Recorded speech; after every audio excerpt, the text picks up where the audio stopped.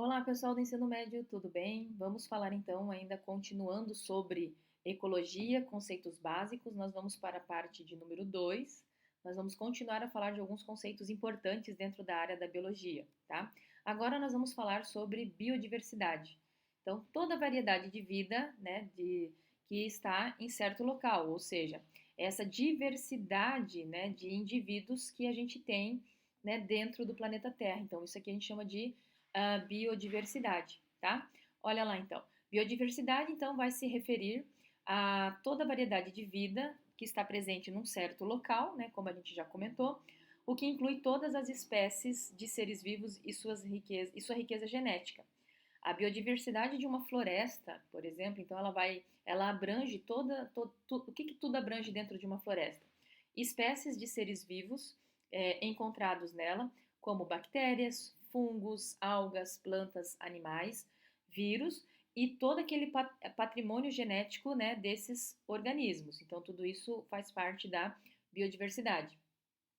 A preservação, então, da biodiversidade garante o quê? A continuidade, né, dos ecossistemas, pois eles são fundamentais aí para os seres vivos e por toda esta relação entre eles, né, e entre eles e o meio, ou seja, entre o fator abiótico, né? Então, olha lá.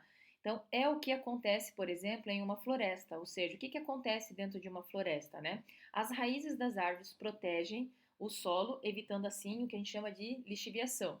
E também protege o processo erosivo. As árvores oferecem sombra agora, né? O que também é o que mantém o solo, então, e a atmosfera fresco e úmido, proporcionando um microclima, ou seja, para aquela região, é, um microclima na zona abaixo de suas copas, bem diferente daquelas que estão acima, tá? Que eu tenho, né, uma intensidade de luz diferente em cima da copa e embaixo da copa. Quando a gente fala de árvore, né, em cima ali olhando as folhas, as árvores por cima, a gente tem a copa, né? E aí embaixo a gente tem a parte do solo, é isso que eu estou querendo dizer.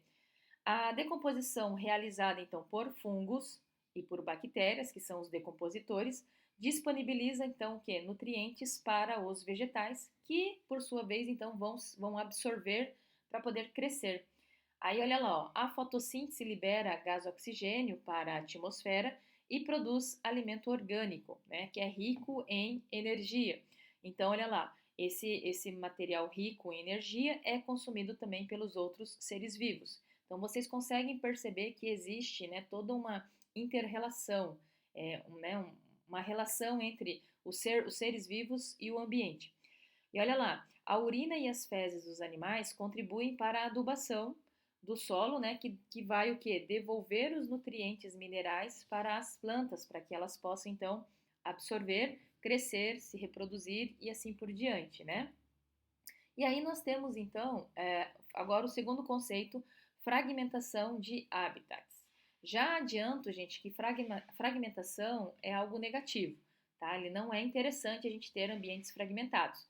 Então, olha lá, as atividades humanas, tá? Ou seja, ação antrópica. Então, quando eu falo ação antrópica, eu posso estar me referindo, né, à mesma coisa do que atividades humanas. Então, a atividade humana tem proporcionado intensa a fragmentação dos habitats de diversas espécies, fazendo então com que a população fique divididas, né, em locais distantes, tornando então difícil o encontro dos seres para o cruzamento, né, e aí com isto para a geração dos seus descendentes. Então esses indivíduos ficam isolados. Este isolamento das populações, mesmo que parcial, reduz o fluxo gênico entre elas, o que pode levar à redução da diversidade genética dessas espécies. Então, resumindo, né, ampliando, eu vou ter uma redução da parte genética, da diversidade genética, então eu, consequentemente, tenho uma redução da biodiversidade como um todo. Então, os avanços das áreas cultivadas, né, de pecuária, que é o que aparece na nossa imagem aqui, ó, tá? De pecuária, e urbana, né? São os principais causadores, então, da ruptura da continuidade de habitats naturais. Então, são graças a esses dois principais fatores, a pecuária e a questão aí do surgimento das cidades, né?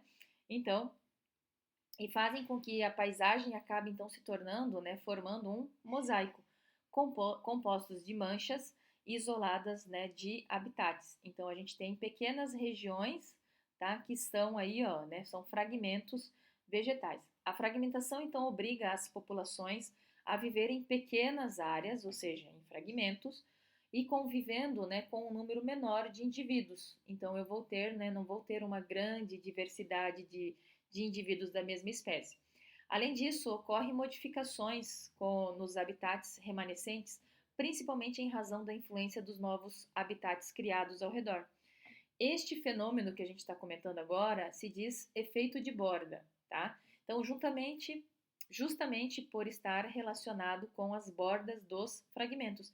Então, o efeito de borda, ele fica aqui, ó, nesta beirada. Ele não fica aqui dentro, ele fica na beirada. Então, isso é o efeito de borda, né? As alterações na borda podem ser de, então, natureza abiótica, né? Ou seja, envolve alterações climáticas que são locais, chamadas de alterações microclimáticas. E aí, como que pode ser, né? Como a diminuição da umidade, o aumento da luminosidade e da temperatura, e isso prejudica, então, a sobrevivência, né, das espécies que se encontram nesta área. Ela pode ser também, né, por causas naturais, como incêndios, ou também devido à ação humana, como na pecuária, na agricultura e na construção de estradas de cidades e assim por diante. O efeito de borda, que é esse que acontece na borda desses fragmentos, afeta a distribuição e a abundância, né, de espécies e, essas interações entre os seres vivos que vivem ali. E aí, além disso, aumentam a chance da entrada de espécies exóticas que podem competir e eliminar as espécies nativas desses microambientes. Espécies exóticas são espécies que vieram de outros locais e que acabam se adaptando então a esse novo ambiente. E as espécies que são nativas, elas vão ter que competir com essas novas espécies. O aumento então das áreas desfavoráveis às espécies, onde fica estabelecida uma área de cultivo, traz consequências prejudiciais por dificultar ou impedir os movimentos migratórios. Então, é um outro fator que influencia a fragmentação, tá? Além da competição das espécies nativas com espécies exóticas, e a grande diferença é que as espécies exóticas muitas vezes não têm o seu predador natural e as espécies nativas têm. Um outro fator é a questão de dificultar esse deslocamento de movimentos migratórios, né?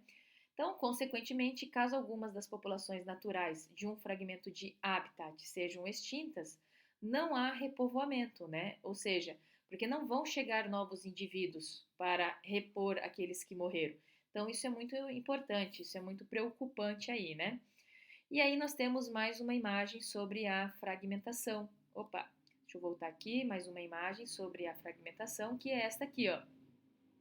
Nós temos aqui, né? E aqui, olha só, fragmentos, fragmentos, fragmentos, uma área de campo aberta.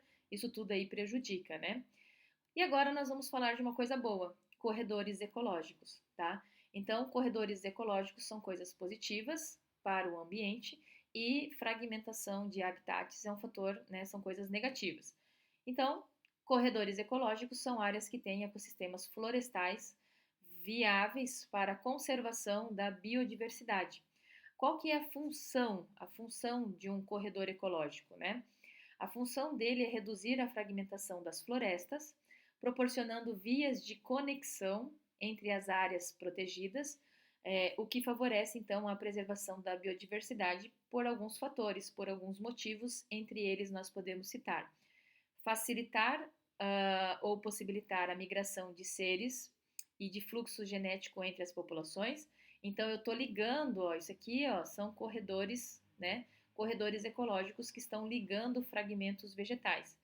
Outra função importante, facilitar a dispersão de sementes, preservar espécies que necessitam de áreas maiores do que os fragmentos de florestas apresentam. Então, eu preciso de uma área maior, então eu faço esses corredores, né?